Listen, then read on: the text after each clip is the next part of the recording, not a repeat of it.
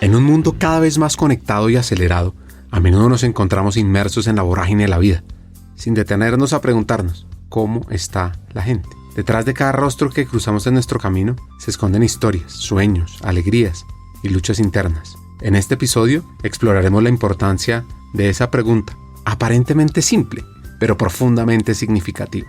Descubriremos cómo el acto de genuinamente interesarnos por el bienestar de los demás puede abrir puertas hacia la empatía, la conexión y el crecimiento personal.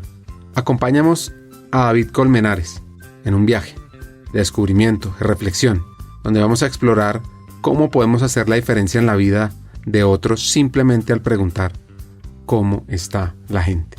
Pues nuestro invitado, como les conté, se llama David Colmenares, es CEO de Allianz para Colombia. Bienvenidos a Hackers del Talento, el podcast que busca cambiar el juego por lo humano. Creemos en una América Latina más competitiva, inclusiva, equitativa y próspera, donde las personas sean el centro del mundo laboral. Nos motiva el talento como el motor de cambio y por eso estamos aquí, para ser la fuente de inspiración, unión, colaboración, aprendizaje, debate y acción para la comunidad de people, de talento, de HR. A través de historias, reflexiones y conversaciones con CEOs, con líderes de talento humano, pensadores y actores de cambio, te ofreceremos hacks para evolucionar como líder, como persona, y sobre todo para potenciar tu empresa. Te invitamos a sumergirte en conversaciones profundas y significativas que te harán pensar, reflexionar y seguro te inspirarán a tomar acción. Únete a nosotros en este viaje para hackear el talento y juntos cambiemos el juego por lo humano, por un futuro más justo y próspero. Como arrancamos el episodio con esta pregunta, ¿cómo está la gente? Pues esto es clave. Y la historia de David con esta pregunta viene de un gran reto. Yo creo que el momento de quiebre perfecto donde me di cuenta de eso fue en el terremoto de Chile. Porque nunca antes en ninguna catástrofe que yo había atendido fuera una catástrofe hecha por el hombre, como una bomba, o una catástrofe natural como un huracán, un terremoto. Yo siempre había llegado y bueno, ¿cómo está la vaina? ¿Cómo está el equipo? Bien, listo, arranquemos, David, y arrancamos a sacar carros de un río o de lo que sea y ya está. Pero cuando en Chile me dicen faltan 200 personas, fue como el momento en donde yo dije, o sea, si no estamos nosotros para nosotros mismos, nadie nos va a ayudar. Y ahí también llegué a la conclusión mucho y lo aplico todos los días de la vida, o sea, yo los siniestros que pago a personas que no conozco, hombre, ¿cómo no voy a pagar a veces siniestros a gente que sí conozco? Y a empleados, o sea, aplico principios de justicia suprema con los asegurados, obviamente con mis empleados más. Entonces, creo que el aha moment fue el terremoto de Chile. Me di cuenta que yo podía haber cruzado la cordillera y llegado 23 horas después del terremoto, pero si no estaba mi gente, no tengo nada. La historia de este hacker colombiano tiene la unión de dos culturas. Y como dice él, la historia de sus viejos es fascinante. Mi mamá nació en un campo petrolero en Perú, hija de canadienses. Ellos a su vez hijos de canadienses que habían emigrado de Escocia, Francia, Estados Unidos e Inglaterra. Estudió en el campo petrolero hasta los 12 años y se fue para un internado en Canadá. En el año 64 había el gobierno peruano estatizado el petróleo, entonces salió mi abuelo de ahí y se fueron a Miami. Mi mamá bajó de Canadá a Miami y estudió en la Universidad de Miami un Bachelor of Arts de Latin American Studies y tuvo un intercambio de la Universidad de Miami con la Universidad Javeriana y en las escaleras de la Universidad Javeriana conoció a Rafael, mi papá. Mi papá le tiró una frase, pero increíblemente utilizada, y mi mamá cayó, le dijo qué ojos azules tan lindos tienes, y ahí quedó la vieja. Mi papá, bogotano, hijo de boyacense y santanderiana, estudió pues toda su vida en Bogotá y es economista de la Universidad Javeriana. Mi mamá pues se hizo su MBA en la Universidad de Miami, Se devolvió, se graduó y volvió y vivió todo el resto de su vida acá en Colombia y aún viven los dos acá en Bogotá. A ver, de los viejos, lo primero, un ejemplo de trabajo toda la vida. Un ejemplo de trabajo toda la vida. Mi mamá era profesora de inglés y toda la vida los vi madrugar con el café en mano y oyendo 6 AM de Caracol. Y mi mamá fue profesora de inglés toda su vida, primero en un instituto de inglés y después en un colegio, pero fue profesora toda la vida. Una vocación de vida, porque evidentemente ser educador requiere cualidades, capacidades y habilidades especiales y mi vieja las tiene. Y el ejemplo es de trabajo y trabajo arduo toda la vida, de responsabilidad absoluta en todas las acciones que uno toma. El viejo también trabajó incansablemente y yo creo que la máxima lección, digamos, de vida fue esa, una ética superior en el trabajo, en el comportamiento y ese fue el ejemplo que yo tuve de toda la vida. Hay cosas muy buenas en trabajar toda la vida de 6 de la mañana a 10 de la noche, pero también son lecciones en donde uno también tiene que encontrar un balance entre la vida y el trabajo. A ti, que nos estás escuchando, ¿qué recuerdos poderosos tienes de infancia y cuáles retadores? Porque eso marca mucho también tus miedos, tus fortalezas del futuro. Pues escucha esta etapa de la vida de David.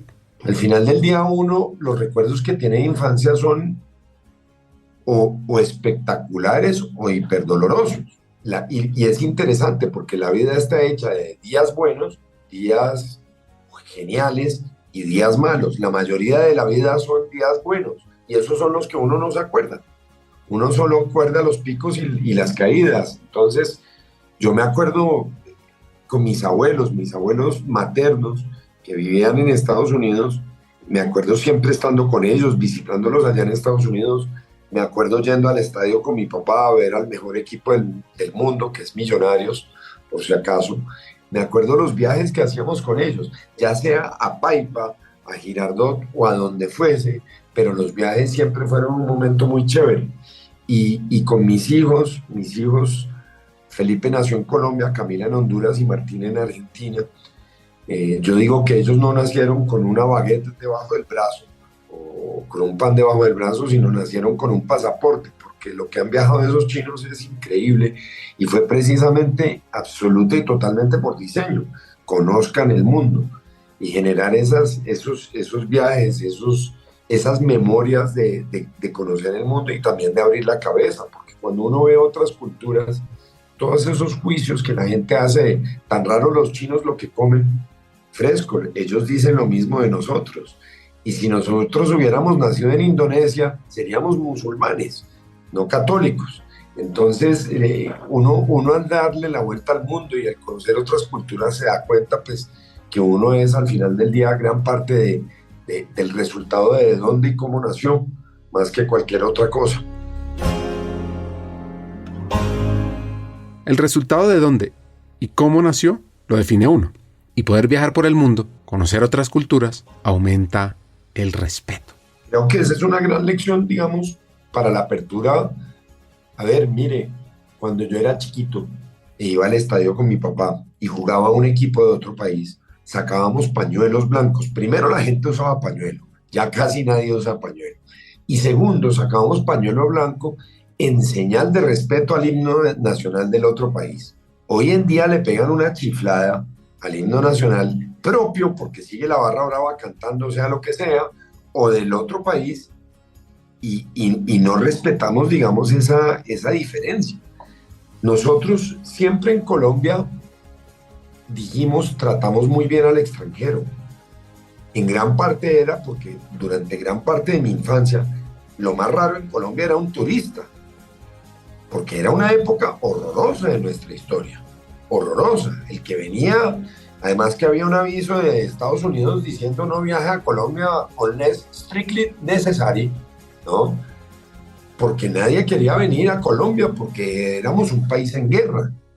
Entonces, ver a un turista era una cosa loca y tratábamos súper bien al turista. No sé si porque teníamos miedo del extranjero y nos parece algo fascinante lo desconocido, o porque decíamos, caramba, qué bonito que alguien venga a conocer nuestro país en esta situación.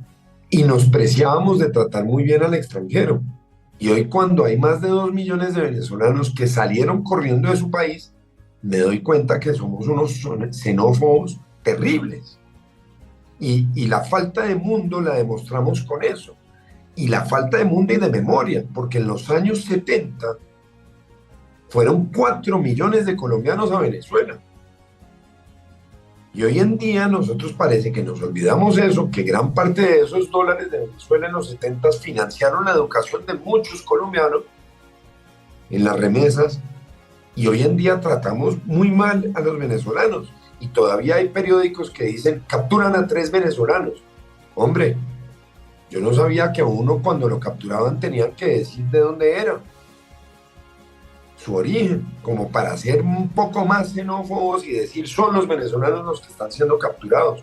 Y eso es parte de nuestra propia ignorancia del mundo, de no tener una visión abierta al mundo, de las diferencias y que esas diferencias nos construyen.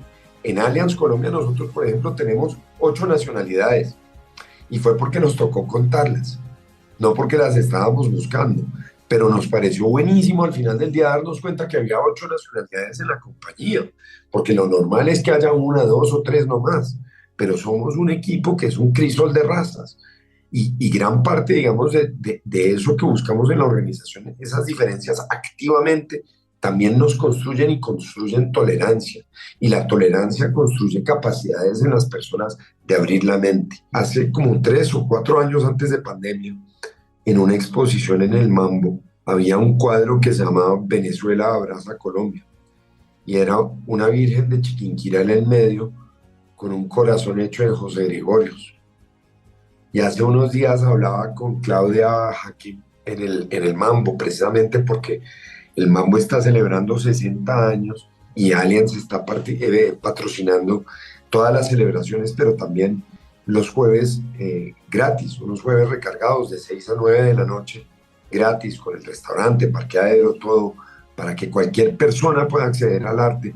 Y le decía yo, tengo ganas de decirle a mi hijo Felipe que haga un Colombia abraza Venezuela, en el centro el José Gregorio y alrededor la Virgen de Chiquinquirá, porque nos tenemos que dar cuenta que la vida no es una foto, la vida es una película, y en esa película Venezuela nos dio la mano. Sí, había xenofobia en Venezuela, pero uno tiene que aprender de las lecciones, y aprender de las lecciones al final del día es, eso le pasó a nuestros compatriotas allá, eso no va a pasar acá, porque podemos ser mejores. Entonces, una de esas cosas que me di cuenta, viví convencido de que tratábamos muy bien al extranjero, y me di cuenta que era porque no veíamos extranjeros, y cuando llegaron nos portamos como unos sátrapas. Así que esto es una gran invitación a que recibamos a los extranjeros y que los recibamos como nos gustaría que nos recibieran a nosotros en otros países. Volviendo a David, ojo a lo que le pasó en el colegio. Yo estudié en el Colegio San Carlos desde transición a quinto de primaria. Yo creo que por ahí en tercero de primaria yo me empecé a aburrir en el colegio y era vago mezclado con indisciplinado, pero al principio era vago puro. Y por ahí en quinto de primaria ya la profesora llamó a mi mamá y le dijo, oiga, no, ya esta vaina no va más. La libreta era una amarilla en esa época, a mano, en el colegio, y me echaron. Ahí mi mamá y mi papá dijeron, bueno, hay que salir a buscar colegio, y me fui al colegio de donde había estudiado mi papá, de donde se graduó mi papá, que era el Emanuel Dalzón. Ahí tuve una temporada entre quinto de primaria y segundo de bachillerato. Ahí le rogué a mis papás volver a San Carlos y fui y le pedí al cura cacao. El cura me aceptó de vuelta en alguna clase de matemáticas, a lo cual en ese momento le tenía una profunda animadversión. Me echaron de clase y no pude volver a entrar a clase porque me tocaba, con el permiso del cura, volver a entrar a clase. Y decidí no ir a pedirle el permiso al cura para volver a clase, y me echaron del colegio. Ahí mi mamá buscó un colegio y encontró en las páginas amarillas un aviso que decía: no hay niños problemas, sino ambientes problema. Entré a ese colegio que se llama Gimnasio Los Robles y me echaron como a los 2 años por indisciplina pura, ahí sí por indisciplina pura. Finalmente mi mamá encontró un colegio a través de una amiga en la Secretaría de Educación en Bogotá que se llamaba Gimnasio Pascal, hoy no existe, y de ahí me gradué con un gran educador al mando que tenía ese colegio que se llama Germán Segura. La verdad fue una experiencia muy interesante y fue algo muy lindo porque me gradué de bachiller gracias a Germán Segura, un tipo que me hizo a través de disciplina, pero disciplina con cariño, darme cuenta de muchas cosas que podía aprender.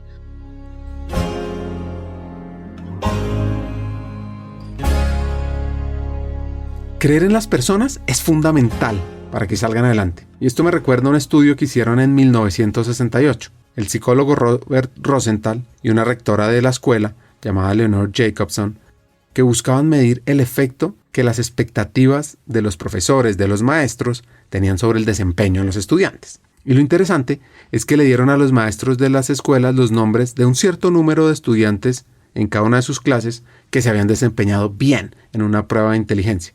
Y se les dijo a estos maestros que los estudiantes prosperarían académicamente el próximo año. Pero lo que no se les dijo fue que la prueba preliminar era una farsa y que los estudiantes que supuestamente estaban preparados para exhibir un crecimiento intelectual, en realidad habían sido elegidos al azar. Sin embargo, lo interesante de esto es que cuando todos los estudiantes fueron evaluados más adelante en el año escolar, Rosenthal y Jacobson encontraron una cosa importantísima. Y es que aquellos estudiantes a quienes los maestros les habían dicho que sobresaldrían y se volverían más inteligentes, en realidad obtuvieron mejores calificaciones y mostraron una mayor mejora que sus compañeros. Entonces la pregunta que uno se hace ahí es, ¿cómo podría ser este el caso si estos estudiantes realmente hubieran sido elegidos al azar? Pues lo que Rosenthal y Jacobson descubrieron es que no era una aptitud inherente lo que predecía el éxito académico. Fue la creencia de sus maestros en ellos lo que explicaba el crecimiento de estos estudiantes. Debido a que creían que estos estudiantes podían y tendrían éxito, los maestros, a menudo sin saberlo, prestaron más atención a estos estudiantes, se relacionaron mejor con ellos de una manera diferente a como lo hicieron con los niños que tenían unas expectativas no tan altas. Y por eso, este mensaje: crean en su gente, en el talento actual y potencial de cada uno. Ahora, siguiendo con la historia, David se gradúa del colegio. Yo salí del colegio y muy chiquito le había preguntado a mi mamá qué estudió un presidente de la República. Y me encantaba la política. Me encantaba la política, me encantaba la figura de la presidencia, de poder realmente hacer cosas desde un puesto como la presidencia. Y me dijo mi mamá: son ingenieros o abogados, ¿no? Y la ingeniería, la gran mayoría han sido eso. Y la ingeniería no me llamaba ni cinco la atención, sobre todo la parte de la matemática. Yo vine a aprender matemática de viejo ya, en la compañía. En las compañías de seguros, pues, al final del día las compañías de seguros son compañías que son eminentemente llevadas por las finanzas y los números. Y entonces dije: voy a estudiar Derecho, pero también porque tenía un concepto muy arraigado y muy en el corazón de la justicia, de los conceptos justos, de entregarle a cada cual lo que le corresponde. Tal vez por eso mismo es que me molestan cosas como la xenofobia o el trato no equitativo hacia las mujeres, temas de género, y por eso es un tema en el cual me enfoco muchísimo, porque el concepto de justicia lo tengo muy, muy embebido. Entonces entré a estudiar Derecho en la Universidad Javeriana, perdí 3 materias y me echaron, y me fui a la Universidad Sergio Arboleda. La injusticia en cualquier lugar es una amenaza para la justicia en todas partes, dijo Martin Luther King. Es que la búsqueda de la justicia es un acto de valentía y compasión. Es elevar nuestras voces por aquellos que han sido silenciados, defender los derechos de los más vulnerables y luchar por la igualdad de oportunidades. En un mundo como en el que vivimos, donde las desigualdades persisten, debemos desafiar las estructuras opresivas y buscar crear un futuro en el que todos seamos tratados con dignidad y respeto. Cada uno de nosotros tiene el poder de ser un agente de cambio. abogando por la justicia en nuestras vidas y de las comunidades. Entonces, con ese tema de la justicia, David estudió Derecho en la Sergio Arboleda y llega al mundo de los seguros, siendo lo que él llama un empleado tipo B. Casi al mismo tiempo, mi papá empezó directamente ya como intermediario de seguros y empecé, digamos, en ese momento a ser el ejecutivo clase B de mi papá. B por una fotocopia, B por una póliza, B por un tinto, y empecé a trabajar con mi papá en seguros. Y esa fue la primera vez que yo vi el mundo de los seguros a través de mi papá. Pues en esa época el corazón de David late con una emoción indescriptible cuando el destino le da una noticia. En ese instante el mundo se le llenó de una mezcla de alegría, asombro, miedo y responsabilidad. Es un momento de trascendencia, donde la vida nos confía el don más preciado. Como dijo un poeta, Robert Browning, el amor hace que los imposibles sean posibles. Y en ese viaje inigualable descubre una fuerza interior que lo impulsa a crecer, a transformarse y a descubrir nuevas dimensiones de él mismo. Cada paso, cada decisión está impregnado de un amor que no conoce límites. Este es el comienzo de una aventura que lo cambiará para siempre y nos recordará la importancia de vivir con amor, dedicación y gratitud. A ver, yo trabajando con mi papá, la verdad, trabajaba, digamos, también por la plata. Me parecían interesantes algunas cosas, pero la verdad yo seguía en ese momento, vendía flores, medias veladas, sándwiches, o sea, yo estaba dedicado al comercio universitario de lo que fuera para poder tener mis gastos. Lo que pasó fue que terminé la universidad en diciembre del 2017 y en ese momento, casi un par de meses antes, me enteré de la existencia de Felipe Colmenares. Y entonces ya con hijo que venía en camino, ya ser el ejecutivo clase B no daba. Yo terminaba la universidad y en ese momento mi novia me dice un día, vamos a ser papás. Imagínese eso, o sea, uno pensando me voy a ir a especializar o voy a hacer política, o cualquier cosa se me cruzaba por la cabeza en ese momento, menos que iba a ser papá. Entonces fue una noticia muy difícil al final, una noticia muy afortunada y muy linda a la larga porque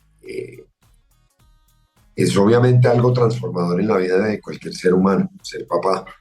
Y yo creo que los 3 momentos más felices de mi vida fue alzarlos por primera vez. Es una memoria que es increíble. Entonces, ya venía Felipe en camino y yo dije, no puede ser, me toca salir a buscar un trabajo. En ese momento mi papá tenía clave con varias compañías y una de ellas era la Interamericana, que era del grupo AIG, que hoy en día es SBS. Y yo empecé ahí como ajustador de automóviles, que es inspector de automóviles, que es cuando usted se choca al tipo que sale y dice hay que cambiar el bumper, la puerta y mandarlo al taller. Yo era ese. Entonces yo empecé a trabajar en el mundo de los seguros así. Obviamente el seguro es un contrato, entonces conceptualmente era un contrato que estaba dentro del Código de Comercio y me hacía sentido la figura de los siniestros porque era el cumplimiento de un contrato y demás, entonces medianamente hacía sentido todo lo que estaba haciendo desde el punto de vista de seguros. Y ahí yo comencé por mi cuenta inicialmente a estudiar otros ramos de seguros, me compraba me llevaba a la casa el clausurado de transporte, de aviación, de lo que fuese, para empezar a aprender por mi lado. Después, obviamente, entré a cursos en el Instituto Nacional de Seguros, que queda ahí en Fasecolda, en la torre, en donde queda Fasecolda, que ha quedado ahí toda la vida para mí. Y el otro día, en una junta directiva de Fasecolda, pasé por ahí y es el lugar donde yo aprendí seguros allá en el año 97, 98 y me pareció muy divertido recordar que estuve ahí sentado en clase.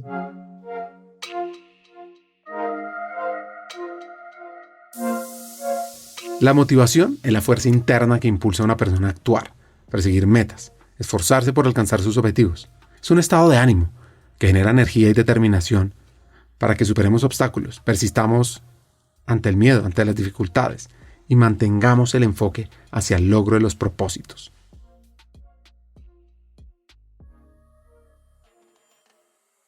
Sin esa motivación hubiera sido distinto. O sea, si hubiera empezado a trabajar por otra cosa, las motivaciones en la vida son fundamentales. Son fundamentales, y qué lo motiva a uno y para qué lo motiva a uno lo tienen que encontrar, porque si no pueden salir muy bien o muy mal las cosas, con las motivaciones adecuadas o inadecuadas. Y ahí en AIG yo trabajo durante unos 2 años.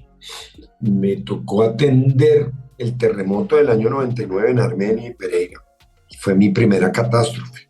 En siniestros, en las compañías de seguros, una catástrofe es como el momento culmen de toda la preparación y de todo el planning que se ha hecho durante años para atender a siniestros. Y yo estuve en Pereira y en Armenia durante 3 meses y aprendí por primera vez el manejo de siniestros. Unos meses después pusieron una bomba acá en Bogotá, muy cerca a la casa donde vivíamos, en la 116 con 18, y fue, digamos, un momento de reflexión, de traer un hijo al mundo y educarlo. En ese momento en Colombia era muy difícil, eran momentos de violencia muy difíciles en nuestro país, y esa noche tomamos con la mamá la decisión de irnos de Colombia. Ella adicionalmente, su familia había tenido unos temas de seguridad, entonces era como la decisión relativamente lógica. No obstante, empezaba una carrera de trabajo y ella también estaba trabajando, pero era tal vez el momento, siendo así de jóvenes, de irnos del país y tratar de construir afuera de Colombia. Entonces renuncié, y a las 2 o 3 horas llamó un jefe desde Estados Unidos y me dijo: vea, nos ha ido muy bien con usted, nos parece que usted vale la pena formarlo, conoce Honduras. Y yo de Honduras conocía Tegucigalpa en el libro de geografía del colegio. Y dije: no, pero ¿qué hay? Dice: necesitamos un gerente de siniestros en Honduras, hay un señor que lleva ya mucho tiempo y necesitamos hacer cambios, y usted va a ser nuestro hombre de confianza. Entonces no necesitamos nadie brillante, sino un hombre de confianza. Le dije: hombre, gracias por la confianza, pues se está dando cuenta de lo que me dice. Y aún hace unos años me encontré a Miguel y le dije: oiga, ¿y sigo siendo de confianza o ya tengo algo de brillantez? Y me dice: no, sigue siendo de confianza. Y en Honduras estuvimos ahí unos años, ahí nació Camila. En Honduras aprendí a hacer ajuste de siniestros de huracanes en el Caribe. También hubo un terremoto por allá, un par de terremotos en el 2001 en El Salvador. Y en el 2003 nos trasladan a Argentina. A Argentina, yo era gerente de siniestros en Honduras, y a Argentina me voy como subgerente de siniestros. Fue un downward movement, un movimiento hacia abajo en el escalafón, pero obviamente porque el potencial de aprender en Argentina era gigantesco. Yo me fui a Argentina precisamente por todos los problemas que tenían del corralito. Tenían los siniestros, imagínense, antes era $1 y de repente usted decía: vea, le pago 25 centavos de dólar. Y eran unas fórmulas loquísimas que se querían aplicar, y cómo las aplicábamos, y yo logré cerrar casi 8.000 siniestros que había pendientes de esa época. De ahí pasé al de siniestros también de Zurich, basado siempre en Buenos Aires. En Buenos Aires ya para ese entonces había nacido Martín Colmenares, nació en el 2004. Siniestros más grandes de la historia de la humanidad, y también en valor de siniestros de seguros, que fue el terremoto de Chile en el 2010. Ahí con el grupo Zurich tuve 41.000 siniestros. Solo para dimensionárselo, Ricardo, Allianz Colombia recibe aproximadamente 35.000, 40.000 siniestros de automóviles al año. En Zurich recibimos ese día 41.000 siniestros en 2 minutos. Y ahí me llama ACE, que hoy en día es Chubb, para ser líder regional de siniestros. Hagamos una pausa.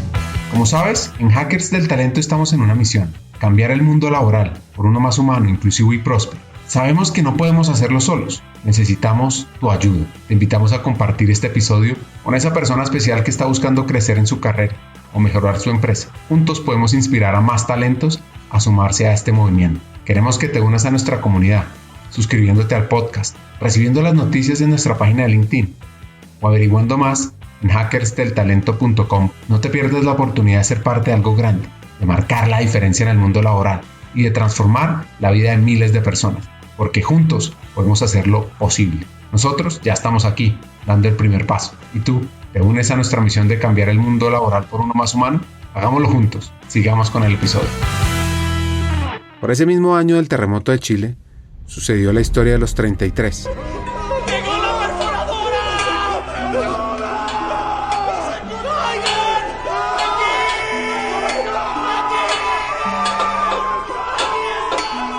Un grupo de 33 mineros quedó atrapado en la mina San José de Copiapó durante 69 días. El mundo estuvo pendiente de su rescate. La historia se convirtió en un símbolo de esperanza y solidaridad, ya que tanto las autoridades chilenas como la comunidad internacional se unieron en un esfuerzo sin precedentes para rescatar a los mineros. Se estableció un campamento en el lugar y se llevaron a cabo complejas operaciones de perforación para llegar hasta ellos.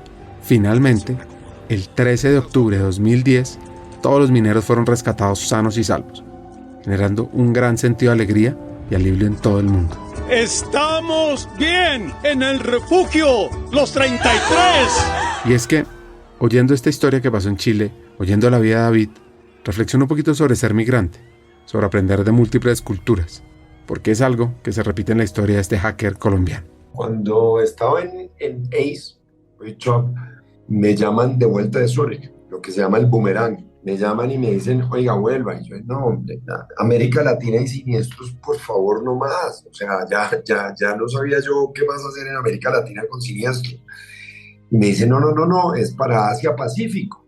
Acababa de pasar relativamente hacía poco el tsunami de Japón, marzo del 2011, y me dijeron, necesitamos ayuda con esa vaina y con otros siniestros de catástrofes, y usted es especialista en catástrofes.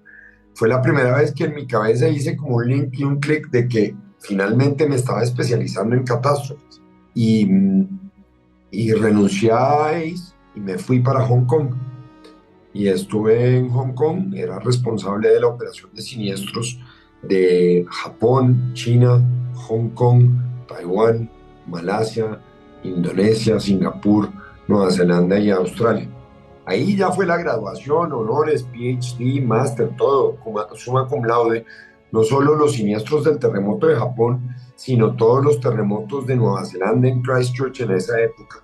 Unas inundaciones terribles en el 2012 que hubo en Tailandia y en Australia, que lo que aprendí en Australia, lo que no se quema se inunda. Entonces un año se quema y al otro año está inundado. Pero tuve muchas experiencias en Asia.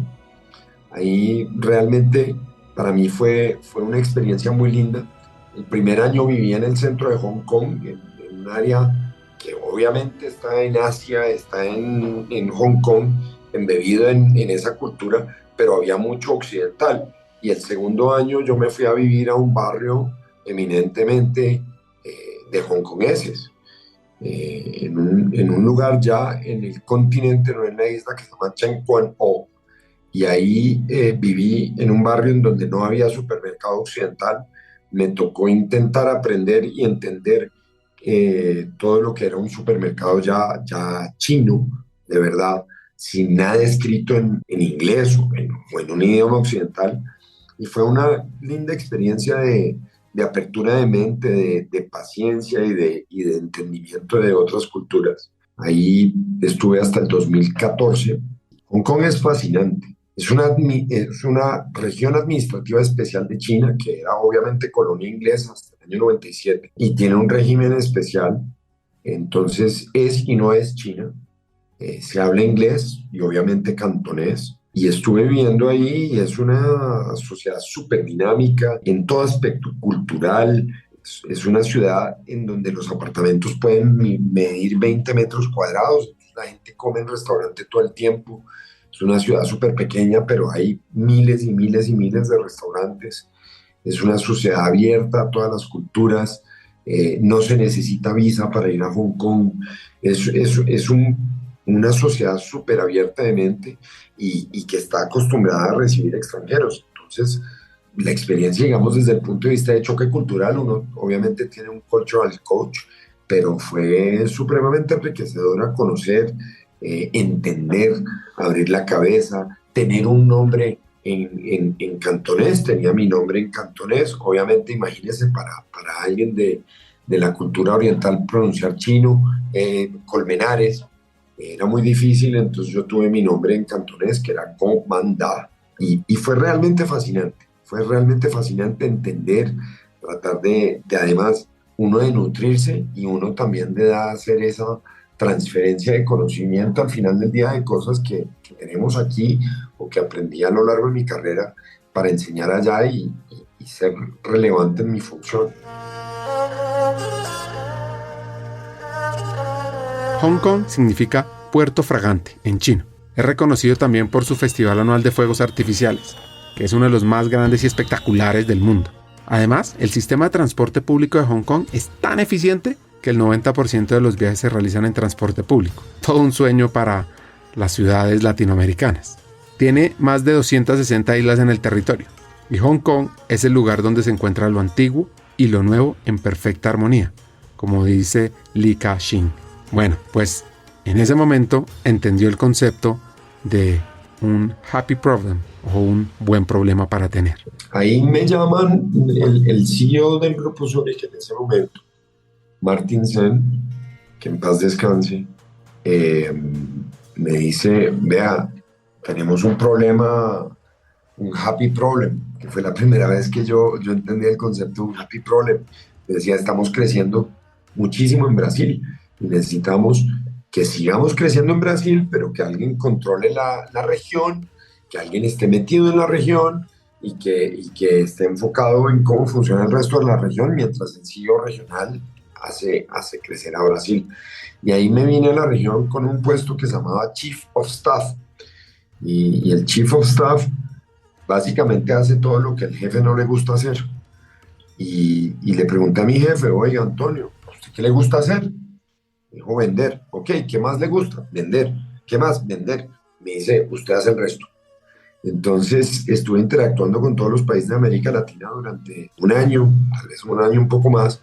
Ahí tuve la oportunidad de volver a Argentina como CEO ad interim de la operación de Argentina durante un tiempo, conociendo un poco más ya el lado del negocio, porque ya había dejado por primera vez de ser siniestros, dejar de ser especialista y me volví generalista.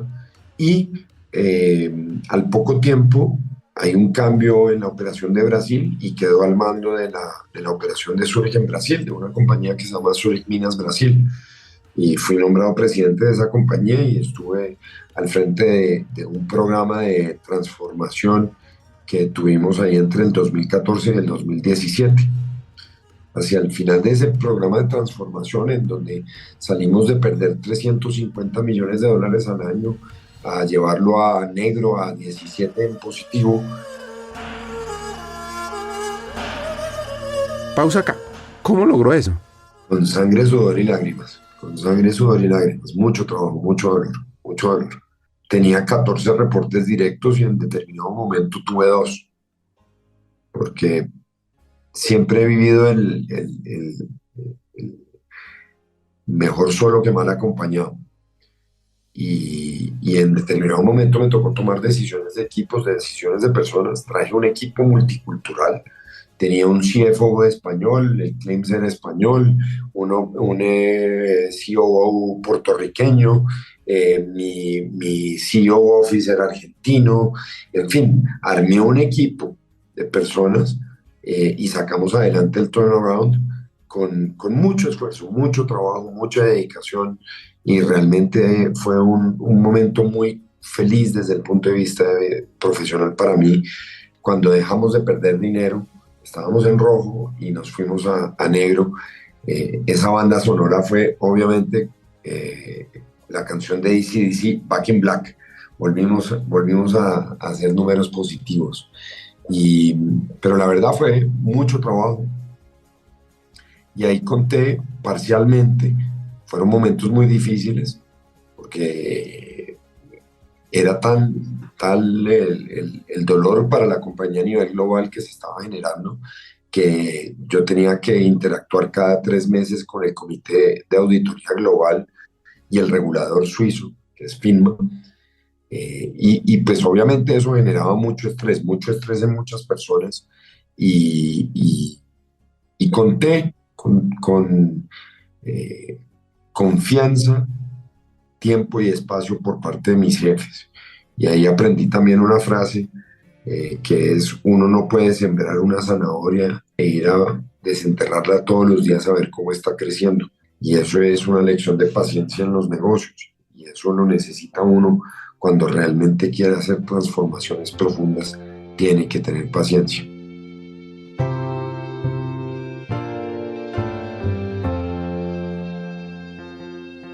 Citando a 3 pensadores griegos, Aristóteles, Platón y Epicuro, dicen que la paciencia es amarga, pero sus frutos son dulces, o el mejor remedio para cada problema, y también la fortaleza del alma que vence todos los problemas y dificultades. Entonces, tuvo un momento duro que nos hace poner todo en perspectiva. Es claro, claro. Me dicen: vea, necesitamos que nos dé su opinión de qué hacer con la operación de Venezuela. Y me voy unos meses a Venezuela, tomar el mando de la operación en Venezuela, a ver qué estaba ocurriendo, qué tenían que hacerse, tomar decisiones obviamente súper dolorosas con los equipos en Venezuela, supremamente dolorosas. Al final del día esa operación termina cerrándose y vendiéndose, y parte de ese equipo viene a Colombia, allá en el 2018, después de que yo me fui. Hoy en día ellos están en Colombia, algunos de ellos, otros ya hicieron tránsito a otras compañías, pero fue un momento muy duro porque fue ver realmente un país en crisis. Los colombianos, yo creo que somos hipercríticos por naturaleza, hiperquejumbrosos por naturaleza sobre la situación que vive el país en determinado momento, pero la crisis que yo vi en Venezuela no la he visto en ningún otro lugar del mundo. Y creo que eso también, respecto a apertura de mente o contextualización, ayuda mucho y da mucha madurez y muchas formas de conceptualizar problemas y de dimensionar problemas, de qué es realmente importante y qué no es importante, y qué es mission critical o qué no es mission critical. Y que lo urgente a veces tapa lo importante, pero que primero siempre va a estar las personas en cualquier agencia que uno haga en su vida. Siempre tiene que primero pensar en las personas, y eso lo aprendí a lo largo de la carrera. Cuando en Chile llegué, 23 horas después, hablé con el CEO. Él me dijo: usted es el CEO de la operación en este momento, ¿qué hacemos? Y la primera pregunta que hice fue: ¿cómo está la gente? Esa es una pregunta que uno siempre tiene que hacer. La primera pregunta tiene que ser: ¿cómo está nuestra gente? Y en ese momento me dijeron: no aparecen 200. Y los primeros 4 o 5 días de atención de ese terremoto fueron buscando empleados. Se montó un call center con recursos humanos para buscar empleados. Al final del día se encontraron todos estaban bien. Algunos de ellos perdieron su casa, otros sus pertenencias, otros sus casas y su pertenencia, pero al final del día todos estaban con vida. Y aprendí a realmente darme cuenta, vez tras vez, que la clave del éxito o del fracaso es el equipo con el que uno se rodea y con el equipo que uno trabaja. Entonces, de Venezuela y también de una agencia que tuve con el Grupo Zurich en Bolivia, me iba a ir a vivir a Australia, a ser el COO global de una compañía de asistencia en viajes que ellos habían comprado. Y cuando venía de regreso, pensando en 14 horas de diferencia para hablar con mis hijos, aterricé en Santiago y tenía una llamada, y era el regional del Grupo Alianza diciéndome que si se podía reunir conmigo al otro día. Obviamente fui a reunirme con él. Yo pensaba que era para la operación de Brasil, y me dice: es para Colombia. Me dijo: ¿usted ha pensado en volver a Colombia? Le dije: la verdad, pensé siempre en volver a Colombia a los 60 o 65 años para devolverle a mi país lo que me dio y lo que aprendí. pero nunca a trabajar en el país. Yo ya llevaba 18 años fuera de Colombia. Usted los primeros años que sale de Colombia todavía lee el Tiempo y Semana. Ya después, si usted no se acomoda y se amolda a leer Clarín, La Nación, Folia de Sao Paulo o China Morning Post, está perdido, porque no vive ni allá ni acá. Entonces, yo ya me había en gran parte desconectado de Colombia. Entonces, lo primero que uno hace cuando le hablan de otro país es muestre la economía, muestre los titulares del periódico. Y era un país que acababa de firmar la paz, un país que en 100 años solo había tenido un crecimiento económico negativo en 2 ocasiones, por allá en el año 30 y en el 99. Entonces, crecimiento económico 3%, desempleo menos de 2 cifras, tasa de interés buena, lo que se gastaba en guerra ahora se gasta en la paz. Y yo dije, no, esto es el mejor momento para volver, no hay a Colombia, pero por nada. Y obviamente rápidamente me di cuenta que era un país que seguía polarizado como toda la vida, que los debates entre la izquierda y la derecha se habían vuelto en debates en estoy a favor o en contra de la paz, en que sostener cualquier discusión sobre política terminaba normalmente en no sea tarado y a los gritos, y me di cuenta pues que tengo mis opiniones que no comparto públicamente porque me encantan los debates conceptuales y de ideas, pero no que me griten y me traten de convencer a las bravas, a la brava. Llegué a un país que me llamaba poderosamente la atención, me decían, ¿pero qué crisis? Y yo miraba por la ventana y veía 6 construcciones y decía, maestro, eso no es crisis, eso no es crisis, eso es una economía que está andando, que está creciendo, que está bollando, vamos a hacer negocio. Entonces, mi primera misión fue decirle a una compañía, acá no hay crisis, dejemos de hablar de crisis, acá lo que hay son oportunidades y vamos a crecer y vamos a construir la mejor, más confiable y sostenible aseguradora de Colombia. ¿Anotaron ese hack? La primera pregunta es, ¿cómo está la gente? Y hoy, bueno, ¿en qué está? Cada vez mejor, con un equipo increíble. Todo comienza y termina con gente, una compañía que cuando decimos queremos ser la mejor, lo primero es queremos ser la mejor para nuestro empleado, queremos ser la mejor para nuestros alliancers y los ponemos antes que nada. Y antes que nada es, acá el cliente no tiene la razón siempre. Y acá lo primero no es el cliente, es mi empleado. Si mis empleados bien, no hay nada bien. Ahí, y esto, el ejemplo perfecto es cuando uno se sube a un avión y le dicen, cuando caiga la mascarilla, póngase usted primero la mascarilla y asista al de al lado. Esos son mis alliancers. Mi alliancer es el que se pone primero la mascarilla y asiste a mi asegurado. Siempre primero tiene que estar uno bien antes de poder ayudar a otro, antes de poder hacer su trabajo, tiene que estar bien. Pensar que alguien tiene una angustia económica, una angustia familiar o cualquier otra cosa, o no se está sintiendo bien, pero va a funcionar al 100%, es un delirio. Entonces siempre invertimos mucho tiempo y yo invierto gran parte de mi tiempo en la compañía, en nuestros equipos. La gente siempre está antes que cualquier otra cosa.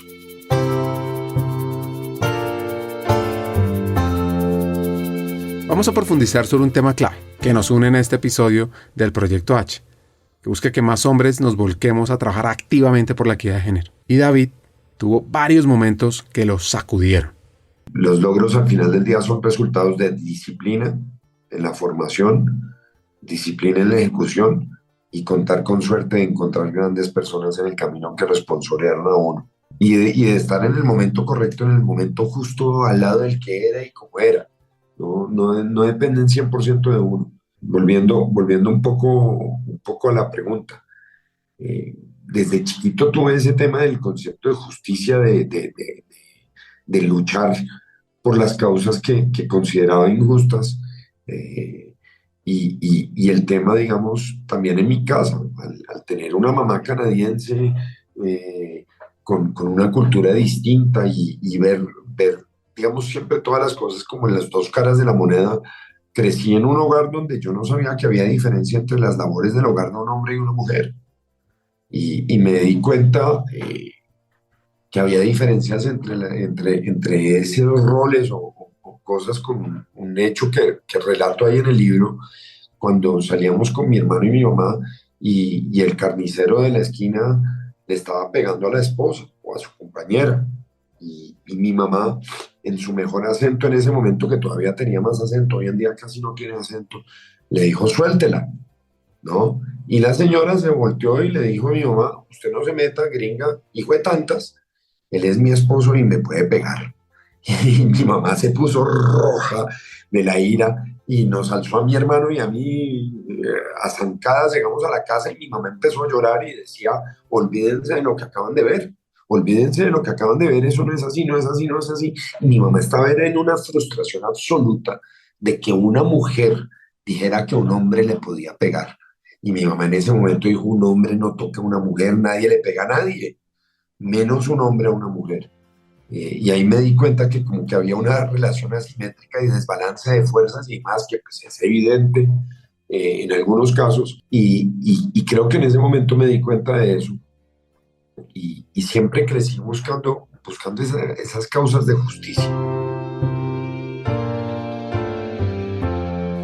Este hacker colombiano, Trotamundos, nos invita a hacer preguntas más profundas. En Siniestros, cuando yo empecé por allá en el año 97, no había muchas mujeres trabajando en Siniestros. Era una labor casi de hombres. No obstante, el seguro es una labor históricamente donde hay mayoría femenina. Siniestros era mayoría masculina. Hoy en día no es así.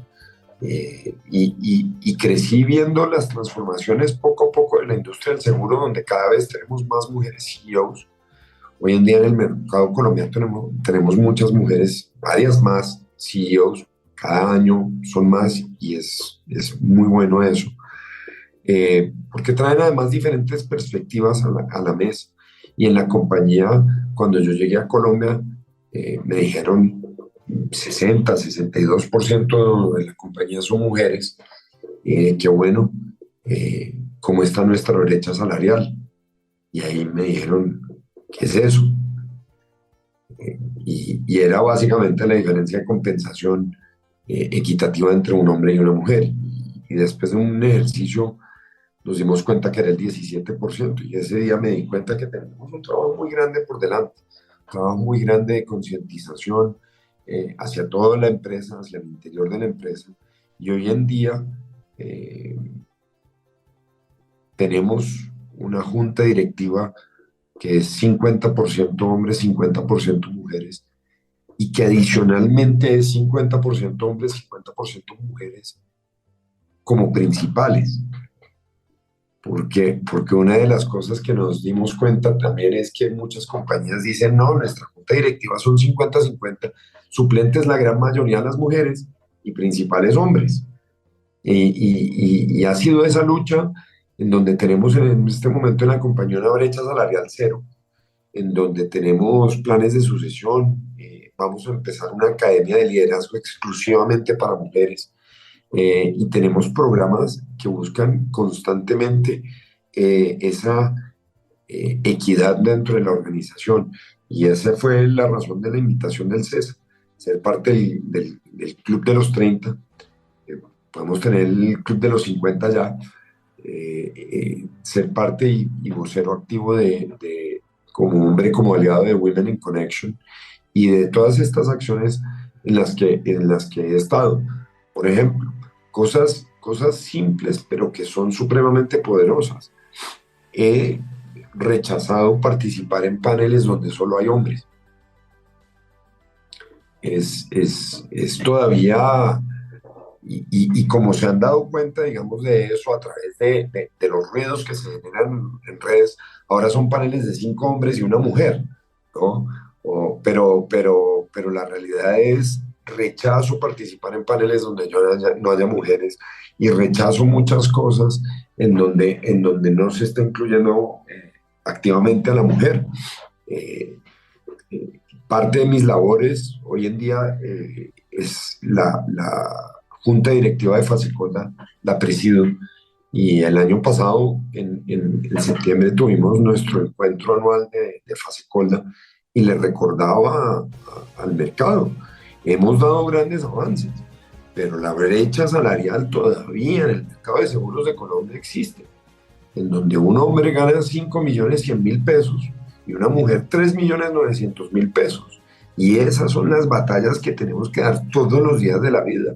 Y si uno oye las estadísticas de la ONU o cualquier otra cosa, para llegar a la equidad necesitamos 200 años. Y es algo que si no lo hacemos de una manera agresiva, consciente y concertada, no nos va a alcanzar esta vida y la de nuestros hijos y nietos para llegar a eso. Y creo que esa es una de esas cosas, no me dejan conciliar el sueño a la noche, es ¿qué más podemos hacer? ¿Qué más podemos hacer? Lanzamos hace poco una convocatoria de un empleo para personas que se han quedado en casa cuidando a otra persona.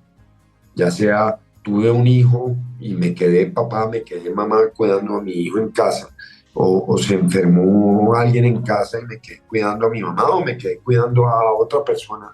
Digamos, el concepto es, te estoy buscando porque hiciste eso, porque invertiste parte de tu vida haciendo eso. Y me parece supremamente valioso, lejos de que la entrevista sea, ¿y qué pasó entre el 2022 y el 2018? Que hay un huequito, ¿no? Que uno pueda poner con orgullo, entre el 2018 y el 2022 cuidé a mi hijo, porque eso es la vida. Y a veces confundimos, yo no sé, Ricardo, si usted al principio de la pandemia, a veces uno veía videoconferencias o Webex o Zooms, y pasaba un familiar detrás y le pegaban un berrido o sonaba el niño llorando y cállense.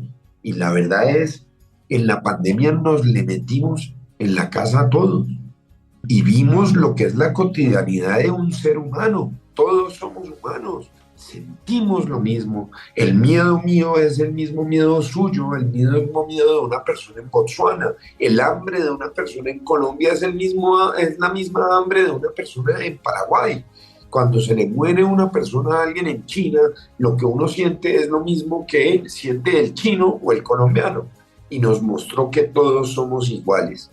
Y esos sentimientos que todos tenemos de igualdad son los que me llevan siempre a recordarnos vez tras vez en todas las acciones que tomamos en la organización y que tomo yo en la vida, de buscar ese concepto de justicia, de igualdad, de equidad. A ti que nos estás escuchando, te pregunto, ¿quieres convertirte en un líder excepcional de talento humano en América Latina? Pues en Hackers del Talento LATAM, nuestra misión es formar a los futuros líderes estratégicos, tecnológicos y transformadores del mundo empresarial, que sean ejemplo de la humanización de las empresas. Así que te invito a unirte a nosotros y te invito a aplicar a nuestra academia Hackers del Talento LATAM, donde podrás invertir en tu crecimiento personal y en tu evolución como líder de talento. Este programa pionero en la región ha formado ya a cientos de futuros líderes en los últimos 2 años, de compañías extraordinarias. Así que te preguntarás, ¿por qué la academia es la mejor opción para mí? Pues hay 4 razones: profesores, estudiantes, contenido y metodología. La primera, los hackers de talento serán tus profesores, son CEOs y CHROs o vicepresidentes de talento de compañías líderes en la región. Aprenderás desde la experiencia y la práctica de seres humanos maravillosos que están marcando la diferencia en sus compañías. 2. Serás parte de una comunidad de líderes inspiradores, pues te conectarás con otros estudiantes como tú, que son personas que trabajan incansablemente por un mejor futuro de América Latina, de sus empleados, con años de experiencia clave en el área y en empresas increíbles. 3. Contarás con un contenido relevante y actualizado, pues es que la Academia de Formación consta de 20 sesiones sincrónicas con temas fundamentales, como mindset para hackear el talento, ser futuristas, aumentar el impacto y la influencia en tu compañía, conectar y movilizar el negocio, toma de decisiones, data, inteligencia artificial, liderazgo transformador, diversidad, equidad e inclusión, humanización y mucho más. Y por último, experimentarás un aprendizaje fuera de serie, con coaching entre pares, sesiones de debate, retos y además tendrás acceso a contenido asincrónico para aprender a tu propio ritmo sobre People Analytics, experiencia del empleado, desarrollo, talento y mucho más. Así que, ¿te imaginas liderando la transformación de las empresas en América Latina junto a los mejores hackers del talento? Únete a nuestra academia de formación y sé el cambio que quieres ver en el mundo empresarial. Aplica ahora en nuestra página web hackersdeltalento.com y conviértete en ese hacker del talento que siempre has querido ser.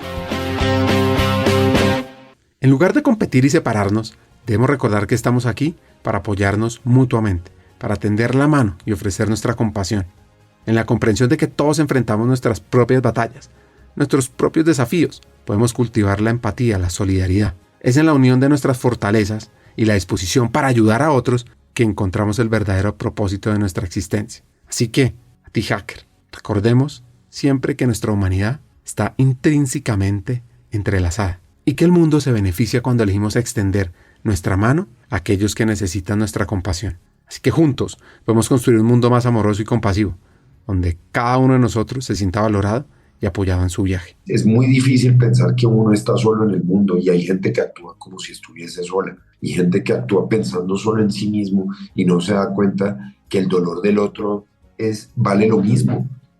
Vale lo mismo y fíjense todas esas falsas ilusiones de empatía.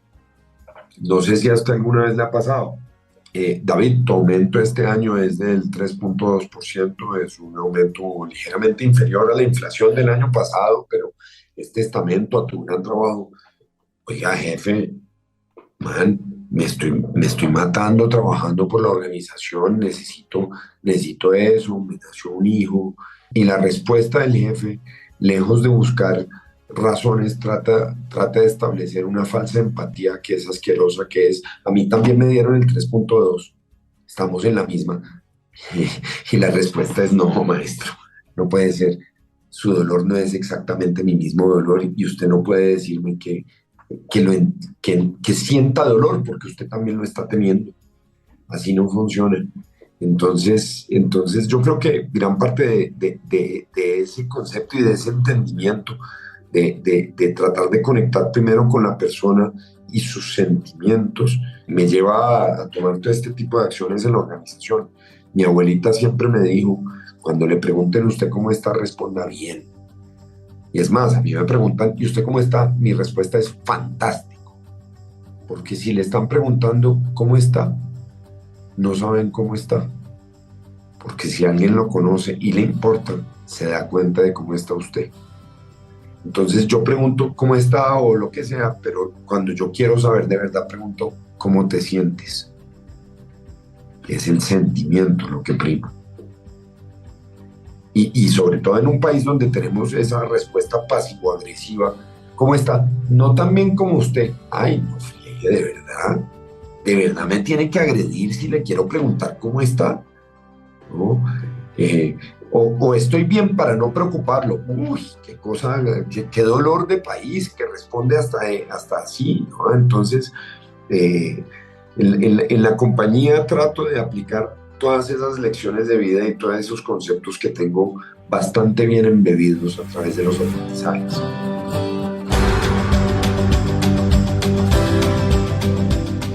Atención a esta reflexión sobre ser íntegro. Hace unos meses nos invitaron a una celebración y decía traje formal y le dije no voy.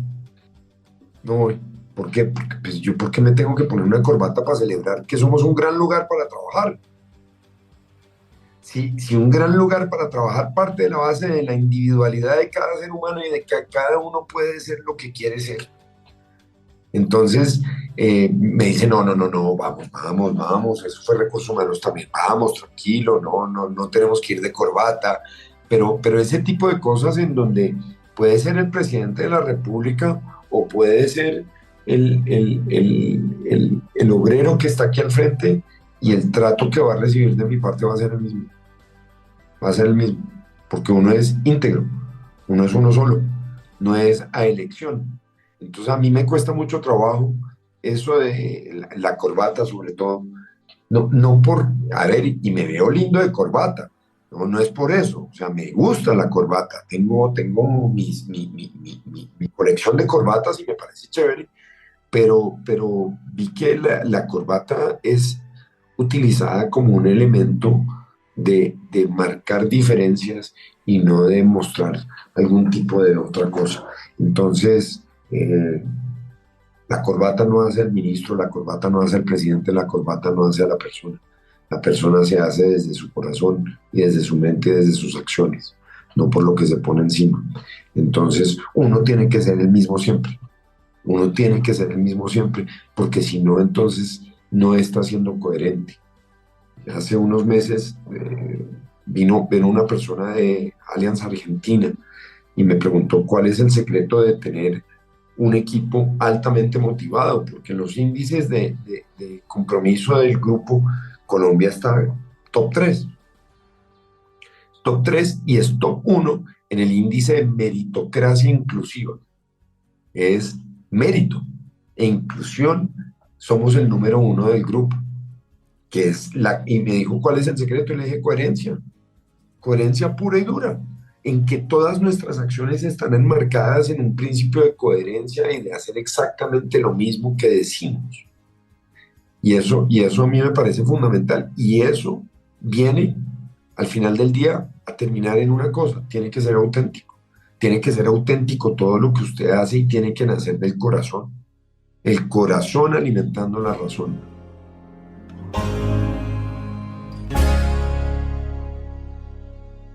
Cuenta David una historia fascinante en el libro.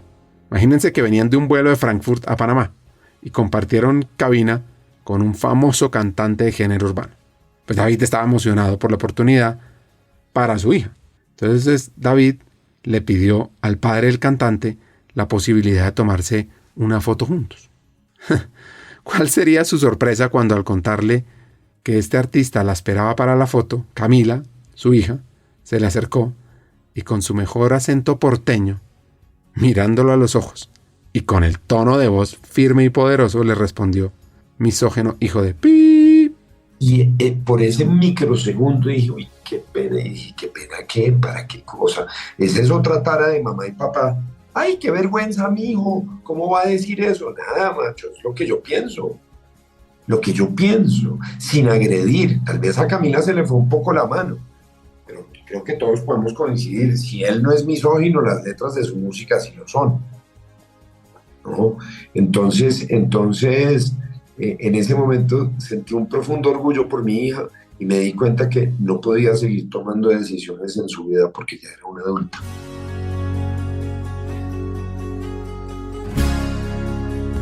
Transformar vidas es el propósito que tiene marcado este hacker colombiano. No, y eso me pasó también, eso me ha pasado en contadas ocasiones en la vida. Cuando la primera vez que dijimos vamos a ser la mejor y más confiable aseguradora de Colombia, dije, tenemos que ser la mejor para nuestros empleados, para nuestros clientes, para los intermediarios y para la sociedad donde actuamos. Y me dijo alguien, ¿cómo vamos a hacerla mejor? Y dije, impactando vidas. Y si logramos transformar al menos una vida, logramos nuestro objetivo. Obviamente hemos transformado e impactado muchísimas y miles de vidas a través de la fundación, pero mi concepto es, si yo logro transformar una vida, si a través del fútbol femenino y esa inversión en el fútbol femenino que hacemos, esa apuesta de que estamos construyendo ciudadanos que son heroínas en la cancha y heroínas en la calle, que se están formando en lo que quieran, porque se les da la oportunidad de estudiar, no que todos tengamos que estudiar.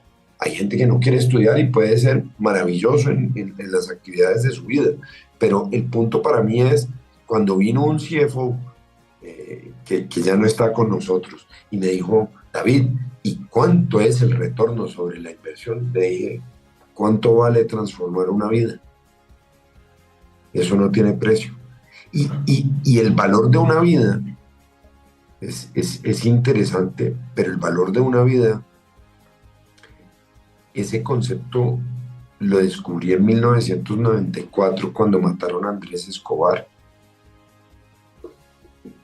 Porque el valor de una vida fue un autogol. Y de ahí en adelante empecé cada vez a ver qué terrible el valor que tiene la vida, ¿no? Y como asegurador, nos invitan en muchos foros a veces a hablar sobre el robo de vehículos, una problemática que afecta a todos en nuestro país.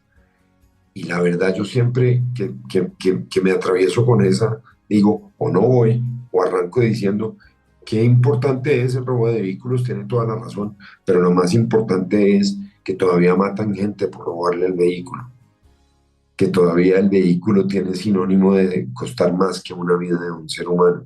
Y creo que somos un país que tiene que en algún momento dejar de hablar del robo de vehículos para hablar sobre el valor que tiene la vida de todos nosotros. Y que nada, nada, nada vale una vida. Y que si uno logra a través de una acción de invertir en el patrocinio de un equipo femenino y tal vez de dar un premio u oportunidades al interior de la organización a las jugadoras, si uno logra que una vida que tal vez no tuvo esa oportunidad o no iba a tener esa oportunidad, la tenga, uno transformó una vida. Fíjense que la gran mayoría de jóvenes, lo que hay que hacer es mantenerlos ocupados. No sé en qué, pero hay que mantenerlos ocupados, porque esas son vidas que uno le roba al vicio, vidas que le roba a la prostitución, vidas que le roba a la guerra. Y ahí sí estoy feliz de robar vidas y de sacarle esas vidas al vicio. ¿Por qué? Porque eso es lo que hay que hacer, invertir en el deporte, invertir en la pintura, invertir en el arte, invertir en la educación, invertir en todo lo que logremos nosotros, poner a las personas a hacer una actividad evitando que estén en la calle, en el vicio, niñas en la prostitución, niños y niñas en la droga. Eso es lo que tenemos que hacer, transformar vidas a través de la educación primordialmente en nuestro país. Conversando sobre talento. El talento, digamos, es lo que moviliza al final del día a las organizaciones, más la pasión, el corazón, es lo que nos moviliza, porque es lo que nos hace además únicos frente a los demás, como expresiones de la creatividad de la gente. Es en algo en donde invierto mucho tiempo. Recuerdo hace mucho tiempo unas discusiones en donde dijimos vamos a tener una discusión de talento, y casi que las discusiones eran, no, Carlitos tiene la camiseta puesta, es cumplido, se esfuerza mucho, es un tipo honesto y lleva años en la compañía. Y mi respuesta fue, yo le traigo mañana a una persona que gana $100 o menos y es esa descripción. Me dijeron, ¿cómo así? Si Carlitos es Carlitos. Le dije, pues mi hijo Felipe es un tipo honesto, chévere, chistoso, apasionado, le va a meter el empeño a lo que sea y es la misma descripción que usted me acaba de dar. Entonces, talento no es eso. Esas son condiciones para entrar por la puerta de la compañía. Esas condiciones que son ser al final del día un buen ser humano, no más allá que eso.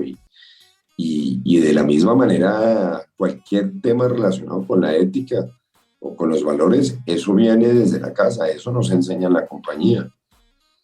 Entonces, mi foco principal es contratar buenas personas, contratar buenos seres humanos, obviamente que tengan unas condiciones mínimas de conocimientos, ya sea académicos o experiencia, porque esa es otra cosa que con el tiempo me he dado cuenta. Y tuvimos un caso muy triste de una persona que había sido brillante en las entrevistas, brillante en cualquier feedback que teníamos de ella, y cuando hicimos ese famoso estudio de seguridad resultó que su diploma era falso. Y por primera vez en la historia fuimos y chequeamos 2 veces, porque estábamos convencidos que la persona era muy buena. Y resultó que era más falso que un SWAT de Allianz. O sea, eso era, pero terrible. Y nos dimos cuenta de qué tristeza que una persona que tenía todo para entrar a la compañía, por ese requisito que alguien en 1974 dijo, se requiere título profesional, cayó en eso. Más allá de qué tan desesperada estaba esta persona o su fibra moral por donde pasó para tomar esa decisión, al final del día, lo que nos dimos cuenta es que pedimos requisitos que realmente no nos importan. Y eso es una cosa que estamos revaluando para muchas posiciones en la compañía. Ya no pedimos, o sea, se requiere título profesional, eso es para mí de hace mucho tiempo. Es una cosa del pasado, porque además he visto grandes zampones en la vida y grandes desastres en la vida con un título y con varias especializaciones en la mano, entonces, o colgadas en la pared. Entonces, el talento es de uno y obviamente esa capacidad de aprendizaje y demás la pone uno, pero el tema de los títulos es algo que ya estamos revaluando por completo. Atención a este riesgo, convertirse en el brazo armado de finanzas. Y es que mire que una de las cosas, hay todo tipo de departamentos de cultura y experiencia del empleado, nos llamamos en la compañía. Hay departamentos que son, yo los llamo a veces y los molesto, que son los ositos cariñositos, pero hay muchos departamentos de recursos humanos que son absolutamente y totalmente transaccionales y que además se convierten en un brazo armado activo de finanzas y que es corte. Oiga, hay que ponerle un coach a esta persona, no tengo plata. Oiga, hay que hacer una actividad con este equipo, no hay plata. Oiga, hay que hacer un entrenamiento, no hay plata. Que se convierten en eso. Entonces, ese digamos, creo que es uno de los más grandes riesgos de un profesional de recursos humanos que no entienda realmente su función o que caiga en una compañía que vea recursos humanos así. Porque hay compañías que ven a recursos humanos así. Te pague la nómina, contróleme ahí al sindicato y eche gente cuando yo le diga. Y la realidad es, las compañías tendemos a ver muchas áreas como los grandes y más importantes en la organización, obviamente los comerciales, los técnicos, pero no tendemos a ver recursos humanos como un área fundamental de la organización, y para mí sí lo es. Y el tiempo que invierto en recursos humanos y en el equipo de recursos humanos, de cultura y experiencia del cliente, porque me van a regañar, del empleado, es muchísimo. Precisamente por eso, porque la clave de todo en la organización y la clave de todo en la vida, todo comienza y termina con gente. Para ir cerrando el episodio, un par de consejos. Dígalo sin problema. Yo creo que el mejor consejo que me dieron es: contrate mejor gente que usted. Busque siempre mejor personas que usted. Y eso es supremamente enriquecedor. Y además es un momento de aprendizaje increíble para uno. Yo creo que ese es un consejo que atesoro mucho. Consejo que doy yo tiene 3 patas. Y normalmente doy este consejo cuando alguien se va de la compañía, y a todos les deseo lo mejor, pero a algunos les deseo realmente el éxito, porque se lo merecen. Y el primero es: siempre diviértase. El momento en que deja de divertirse y esto se vuelve una carga, o llega el terrible momento de pensar que alguien le debe algo en la compañía, es el momento de irse. Siempre diviértase. 2, manténgase limpio. Y eso es en todo aspecto, en su corazón, en su ética, en sus decisiones. Nada vale entregar los principios en ese aspecto. Entonces, uno tiene que tener clara su escala de valores y no debe entregarlos nunca. Y el último es: no le aguante, y acaba con improperio, nada malo a nadie. No se aguante de nadie. Porque ya yo no veo tanto eso en las organizaciones, al menos hemos evolucionado en eso. Pero a mí me tocó aguantarme unos gritos, unas humillaciones y unas cosas que uno dice: Dios mío, gracias a Dios eso ya no está pasando. No, gracias a la evolución de la humanidad esto ya no está pasando a veces en las organizaciones. Pero uno no tiene por qué aguantarle a nadie, nada. Ni gritos, ni ofensas, ni cosas que vayan en contra, digamos, de esos mismos escala de principios y valores que le decía Pérez. No hay que aguantar, hay que ser feliz, ser absoluto y totalmente ético y recto en todas las decisiones de la ejecución en la compañía. Y por último, no tiene por qué aguantar nada. La vida no está para aguantar, contrario a lo que algunas mamás le dijeron a uno. Antes de cerrar el episodio, Proyecto H, una sola conversación, nació como una plataforma donde líderes empresariales hombres intercambian experiencias, buenas prácticas y desafíos en el ámbito organizacional y personal, y abordan las emociones, y los desafíos personales, conceptuales y profesionales que les genera el trabajo alrededor de los temas de diversidad, equidad e inclusión. Lo que buscamos con estos episodios es llevar a entender el rol del liderazgo masculino en estos temas, que nos unamos en pro de humanizar las compañías, de mejorar la competitividad del talento y, por supuesto, mejorar la equidad de género. Pues bueno, conversar con David Colmenares es fascinante, ¿no? Su energía, la forma de romper paradigmas, las ideas para humanizar las compañías y cerrar las brechas de género. Así que aquí vienen mis 3 hacks. El primero, la primera pregunta es: ¿cómo está la gente? ¿Cómo estás tú? ¿Cómo está tu equipo? 2, transformar vidas es una acción que necesitamos multiplicar, que se exponencialice, sobre todo para un mejor futuro. Y 3, rodearse de gente es crítico para el éxito de los negocios. Rodearse de gente que uno admire, que le pueda dar las herramientas para que su talento florezca. Hasta un siguiente episodio y sigamos hackeando el talento.